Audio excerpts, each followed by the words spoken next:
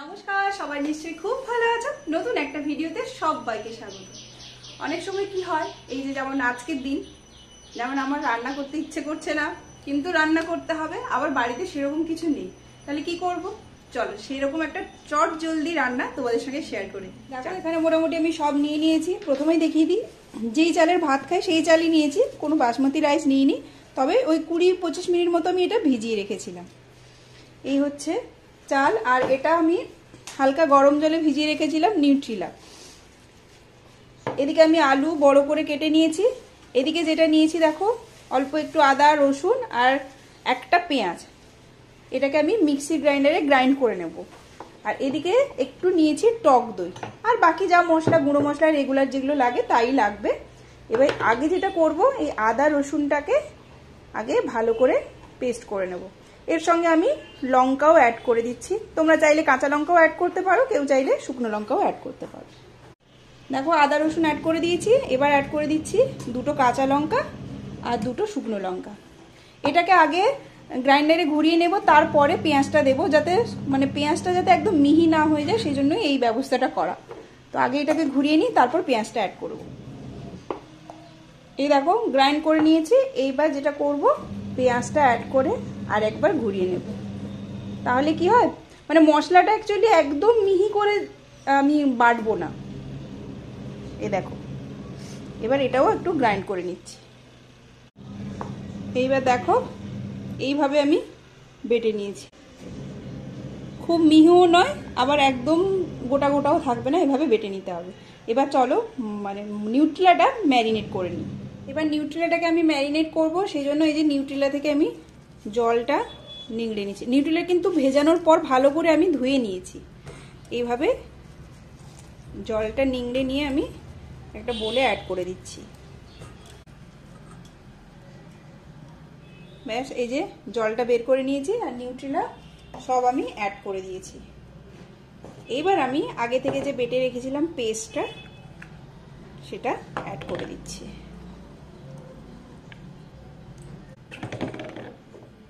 Add করে দিলাম। এর ওপরেই আমি অ্যাড করে দেব ফেটিয়ে রাখা টক দই। ওই 3 চামচ মতো টক দই আমি এখানে অ্যাড করছি। টক দই অ্যাড করে দেওয়ার পর একে একে আমি ড্রাই স্পাইসেসগুলো অ্যাড করে দেবো। অ্যাড করছি পরিমাণ মতো লবণ, অ্যাড করে দিচ্ছি হলুদের গুঁড়ো, 1 চা চামচ মতো ধনে গুঁড়ো অ্যাড করছি, অল্প একটু জিরে গুঁড়ো অ্যাড করে দিচ্ছি, আর অল্প একটু কাশ্মীরি লঙ্কার গুঁড়ো অ্যাড করছি। এটা অপশনাল। কেউ চাইলে আলুটাও এইভাবে ম্যারিনেট করে নিতে পারো এই নিউট্রিলার সঙ্গেই। তবে আমি আলুটা আলাদা করে ভেজে ভেজে নেওয়ার পর এই ম্যারিনেট করা নিউট্রিলাটা ওর ওপর ঢেলে দেবো। তো এবার যেটা দেবো, এর উপরে একটু সর্ষের তেল দিয়ে দিচ্ছি, কাঁচা সর্ষের তেল একটু দিয়ে দেওয়ার পর এটা ভালোভাবে মেখে নেব। দেখো খুব ভালোভাবে মেখে নিয়েছি। এবার চলো বাকি প্রসেসটা। দেখো গ্যাসে আমি একটা প্রেসার কুকার বসিয়ে নিয়েছি। আমি কিন্তু আজকে প্রেসার কুকারেই করব।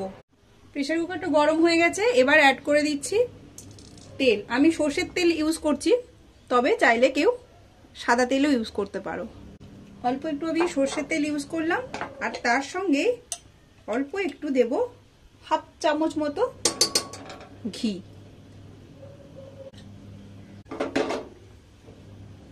দেখো তেল আর ঘিটা গরম হয়ে গেলে এখানে আমি কিছু গোটা গরম মশলা অ্যাড করে দেবো। তেল আর ঘি গরম হয়ে গেছে। আমি অল্প একটু দারুচিনি, 2টো এলাচ আর হচ্ছে কয়েকটা লবঙ্গ অ্যাড করে দিচ্ছি।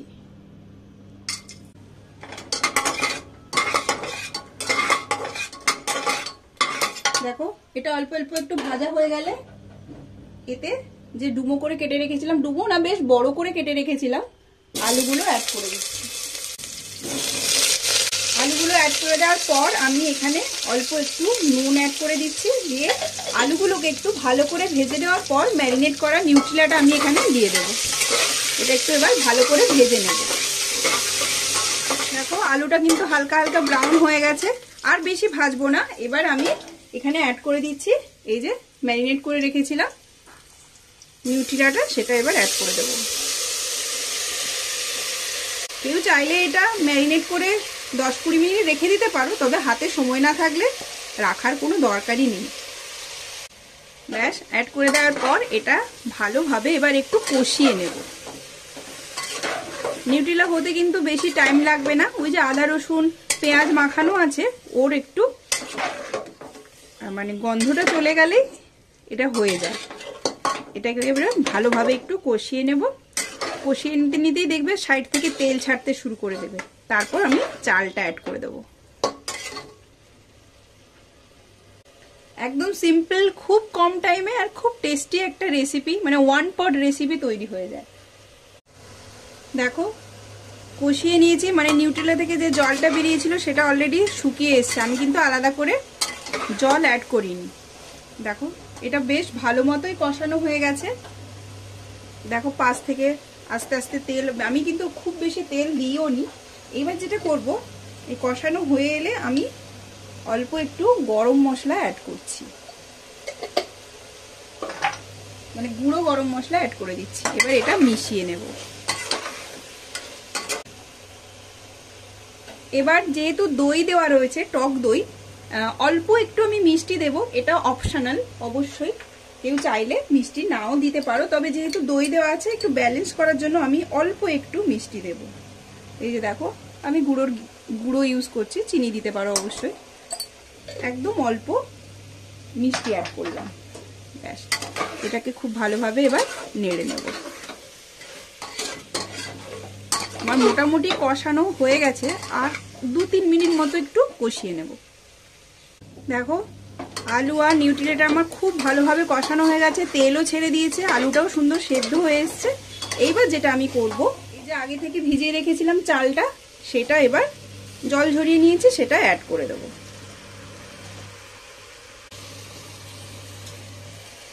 চালটা অ্যাড করে দিয়েছি, এবার চালটা মিশিয়ে নেব ভালো করে।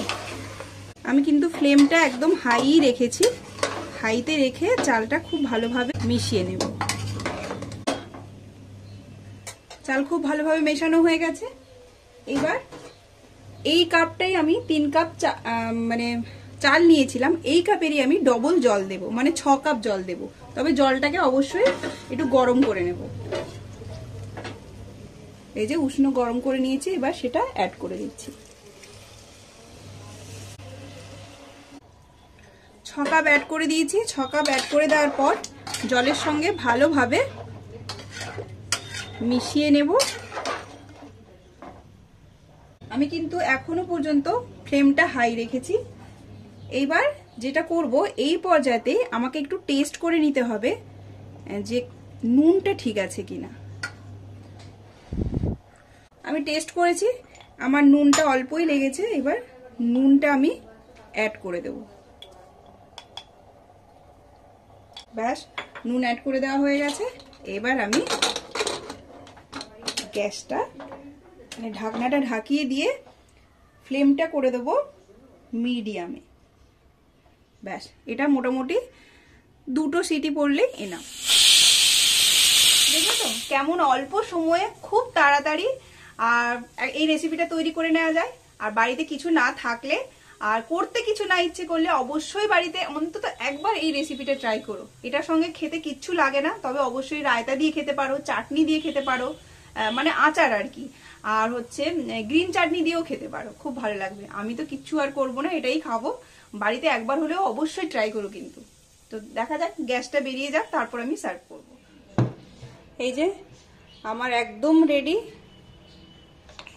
গ্যাস সব বেরিয়ে গেছে, একদম রেডি হচ্ছে সয়াবিনের পোলাও।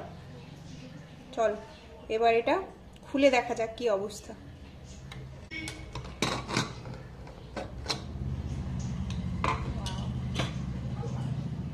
দেখো ভাত সুন্দর সেদ্ধ হয়ে গেছে।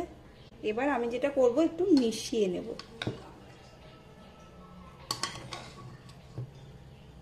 দেখো কেমন ঝরঝরে হয়েছে। জলটা ঠিকঠাক পরিমাণ দিতে হবে, জলটা ঠিকঠাক দিলে একদম ঝরঝরে হবে, মানে প্রেসার কুকারেও ঝরঝরে হবে।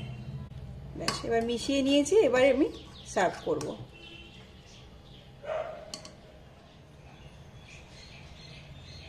দেখো কতটা ঝরঝরে হয়েছে, একদম ঝরঝরে। পোলাও বলতে পারো, বিরিয়ানি বলতে পারো, যে যেটা বলতে পারো। এবার খেয়ে দেখার ফেলা টেস্ট কেমন হয়। চলো এবার খেয়ে দেখার ফেলা কেমন হলো খেতে, বলো কেমন হয়েছে। বিরিয়ানি খাচ্ছে, তাই না? টেস্ট কেমন হয়েছে? সয়া বিরিয়ানি। আমিও খেয়ে দেখি কেমন হয়েছে।